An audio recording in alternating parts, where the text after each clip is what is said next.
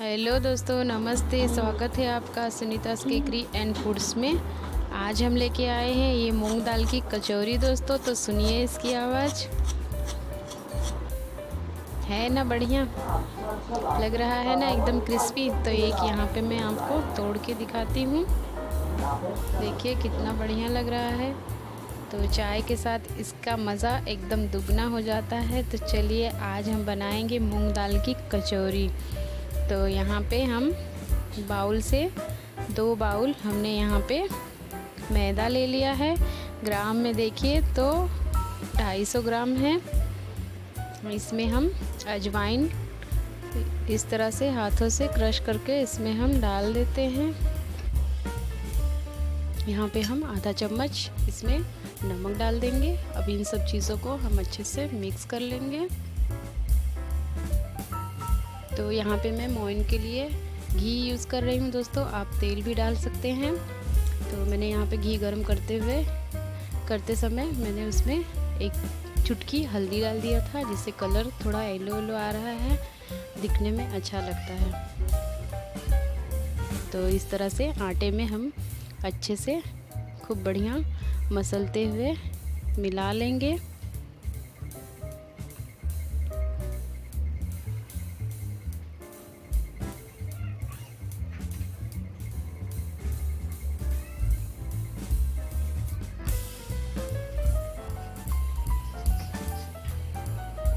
यहाँ पे हमने अच्छे से मिला लिया है। तो देखते हैं हमारे आटे में बाइंडिंग हो रहा है कि नहीं। तो देखिए दोस्तों, बाइंडिंग हो रहा है। तो चलिए यहाँ पे हम थोड़ा थोड़ा पानी डाल के अच्छे से सॉफ्ट सा एक डोर बना लेते हैं।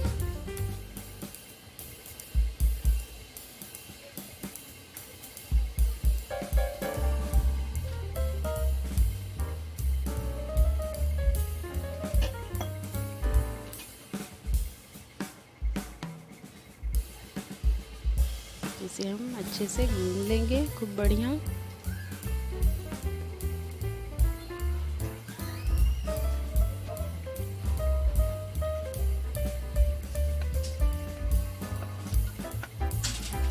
इसे हम जितना बढ़िया अच्छे से गूंदेंगे उतना ही बढ़िया खस्ता कचौरी हमारा अच्छे से बनेगा। तो यहाँ पे देखिए हमारा आटा भी बिल्कुल रेडी हो चुका है गूंद के। इसी तरह का हमें डो चाहिए था। तो यहाँ पे हम आटे को रख देते हैं रेस्ट करने के लिए साइड में। तो मैं यहाँ पे इसे एक बर्तन से ढक के रख देती हूँ। और चलिए फटाफट कचौरी के लिए मसाला रेडी करते हैं। तो इसके लिए मैंने यहाँ पे एक छोटा बाउल ले लिया है। उसमें मैंने आधा चम्मच काली मिर्च डाल दिया है। इसी में मैं सौंफ 1 चम्मच ले लेती हूँ। और इसी में मैं 2 चम्मच सूखा धनिया अक्खा ले लेती हूँ।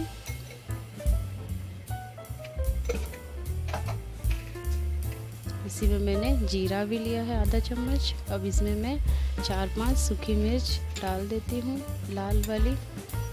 अब इसे हम दरबरा सा मिक्सर में पीस लेते हैं। तो देखिए दोस्तों, यहाँ पे हमने कचौरी का मसाला रेडी कर लिया है। तो चलिए अब यहाँ पे इसे हम रखते हैं साइड में। और मूंग की दाल को भी दरबरा सा पीस लेते हैं। तो यहाँ पे मैंने मूंग की दाल को भिगो के 2 घंटा रख दिया था धो के अच्छे से। अब इसे हम मिक्सर के जार में डाल के दरदरा सा इसका एक पेस्ट बना लेते हैं। ये ज़्यादा बारीक नहीं रहेगा, इसे हम दरदरा ही पीसेंगे। तो चलिए फटाफट से इसे हम पीस लेते हैं। तो यहाँ पे देखिए दोस्तों, देख सकते हैं हम मैंने किस तरह से इसे दरदरा सा पीस लिया है। इसी तरह से हमें इसका पेस्ट चाहिए था। तो चलिए फटाफट से हम यहाँ पे फिलिंग की तैयारी करते हैं। इस पे तेल गरम हो चुका है। तो यहाँ पे मैंने साबुत सूखा धनिया और बड़ी सौंफ ले लिया है। तो उसे मैंने यहाँ पे तेल में डाल दिया है। अब ये जो मैंने मसाले पीस के रखा था वो भी डाल देती हूँ। मैंने साबुत सूखा धनिया और सौंफ इसलिए डाला है, जब हम कचौरी खाएंगे दोस्तों तो दांतों के नीचे जब ये सौंफ और धनिया आएगा तो उसका टेस्ट बहुत बढ़िया लगता है कचौरी में। तो यहाँ पे मैंने 2 चुटकी हींग भी डाल दिया है इसमें। अब हम इसमें 2 चम्मच बेसन ऐड करेंगे। बेसन हम इसलिए डालते हैं दोस्तों, बेसन से बाइंडिंग भी अच्छा आता है और मूंग के दाल में जो भी मॉइस्चर निकलेगा बेसन उसे एब्जॉर्ब कर लेगा, तो हमारा ये फीलिंग बहुत दिन तक टिका रहेगा। हम इसे महीनों स्टोर करके कचौरियों को रख सकते हैं, तो इसलिए हम इसमें बेसन डालते हैं। तो यहाँ पे मसाले और बेसन भून चुके हैं, खुशबू भी बहुत बढ़िया आ रहा है। तो चलिए इसे फटाफट से इसमें हम मूंग का पिसा हुआ पेस्ट मूंग के दाल का डाल देते हैं। अब इसे हम खूब अच्छे से भूनेंगे।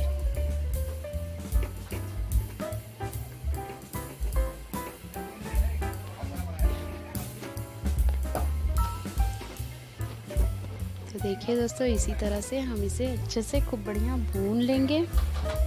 भूनते समय हम इसमें इसी तरह से इसे प्रेस करते रहें ताकि मसाले अच्छे से इसमें मिक्स हो जाएं और कोई कच्चापन ना रह जाए, अच्छे से भून जाए। तो यहाँ पे हम नमक डालेंगे स्वाद अनुसार और यहाँ पे हम आधा चम्मच अमचूर पाउडर डालेंगे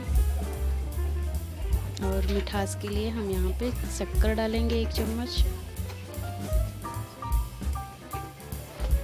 अब इन सब चीज़ों को हम अच्छे से मिक्स करके अच्छे से इसे भून लेते हैं। इसे हम जितना अच्छा भूनेंगे फिलिंग हमारा उतना ही बढ़िया बनके रेडी होगा और इसे हम लंबे समय तक कचौरियों को रख सकते हैं। कचौरियाँ हमारी ख़राब नहीं होंगी। तो यहाँ पे देखिए दोस्तों, हमने यहाँ पे फिलिंग को अच्छे से भून लिया है। अब इसमें मैंने 1 चम्मच भर के कस्तूरी मेथी इसमें डाला है। अब इसे भी मैं अच्छे से मिक्स कर लेती हूँ। तो यहाँ पे हमने सारी चीज़ें डाल लिए हैं और यहाँ पे हमारा फिलिंग बनके रेडी है। तो चलिए इसके हम छोटे छोटे गोले बना लेते हैं ठंडा करके। तो यहाँ पे देखिए दोस्तों, हमने गोले बना लिए हैं। चलिए अब देखते हैं यहाँ पे आटा हमारा। तो यहाँ पे देखिए दोस्तों, आटा हमारा एकदम बिल्कुल सॉफ्ट और एकदम बढ़िया हो चुका है। तो चलिए फटाफट से इसे हम फिर से मल लेते हैं और मल के इसके भी हम छोटे छोटे गोले बना लेते हैं। तो देखिए यहाँ पे मैंने गोले बना लिए हैं। तो देखते हैं दोस्तों, हम इसी तरह से इसे हाथों से फैला के और इसमें हम फिलिंग भरेंगे। आपको चाहिए तो आप बेल भी सकते हैं, बिना बेले भी आप इस तरह से बना सकते हैं। तो देखिए मैंने यहाँ पे एक कचौरी बना लिया है। तो इसी तरह से हम सारे कचौरियों को बना लेंगे। ये बहुत ही इजी है दोस्तों, इसमें कोई समय भी नहीं लगता है और ये फटाफट से बनके रेडी हो जाता है।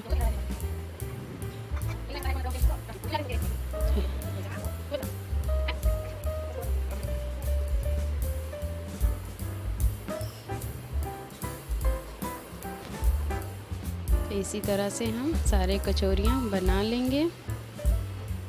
तो चलिए दोस्तों, दूसरी तरफ मैंने तेल भी रखा था गरम होने के लिए। तो यहाँ पे देखिए तेल गरम हो चुका है। तो बने हुए कचौरियों को हम इसमें डाल देते हैं फ्राई होने के लिए और बाकी के कचौरियाँ भी हम बना लेंगे।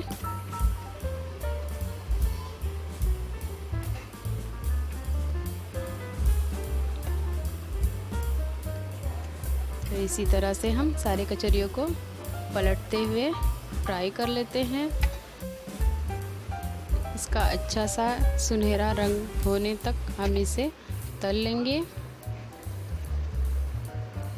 आप कचौरियों को एकदम खस्ता बनाना चाहते हैं दोस्तों, तो इस तरह से एक बार फ्राई करके आप इसे रख दीजिए, फिर इसे दोबारा फ्राई कीजिए।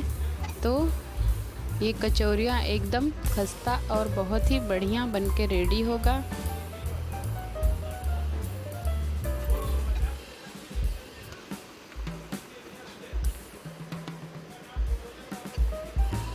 तो यहाँ पे हम एकदम लो फ्लेम पे कचौरियों को तलेंगे। गैस का फ्लेम हाई नहीं रखेंगे, लो फ्लेम पे ही इसे तलेंगे ताकि हमारे कचौरियाँ बिल्कुल खस्ता बनके रेडी हो। तो देखिए दोस्तों, इस तरह से भी आप हाथों से फैला के भी इसे कचौरियों को बना सकते हैं।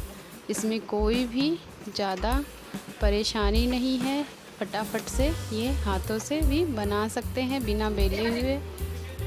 तो देखिए दोस्तों, कचौरियों का कलर कितना बढ़िया आया है।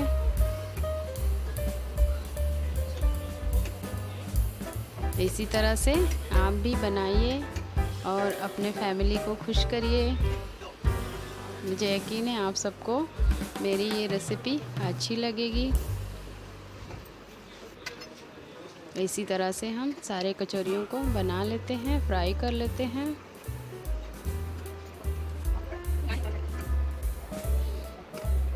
देखिए दोस्तों, कलर कितना बढ़िया लग रहा है।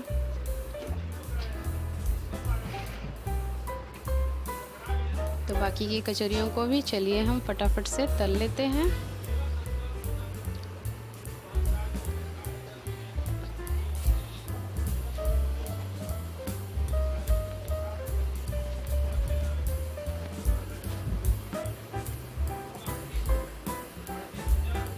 कभी भी कचौरियों को तलें तो गैस का फ्लेम हम लो रखें, हाई फ्लेम पे नहीं फ्राई करेंगे, वरना हमारी कचौरियाँ अंदर से कच्चे रह जाएंगे और ऊपर से ही पकेंगे। अगर आपको खस्ता और बढ़िया कचौरी चाहिए तो गैस का फ्लेम लो रखिए, लो फ्लेम पे ही इसे फ्राई करिए। ये बहुत ही बढ़िया खस्ते बनेंगे।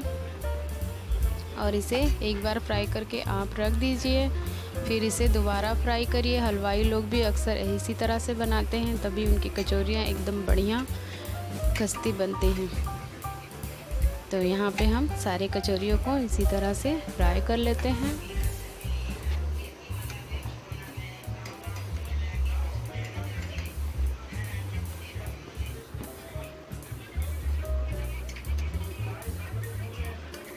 तो यहाँ पे देखिए दोस्तों, हमारे सारे कचौरियाँ बनके बिल्कुल रेडी हैं।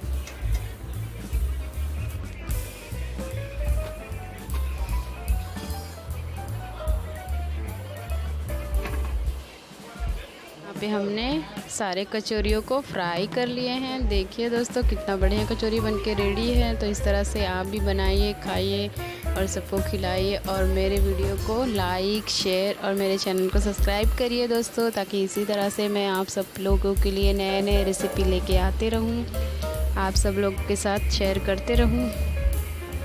मुझे यकीन है आप सबको ये कचौरी की रेसिपी अच्छी लगी होगी। तो फिर मिलते हैं अगले वीडियो में, तब तक के लिए नमस्ते दोस्तों।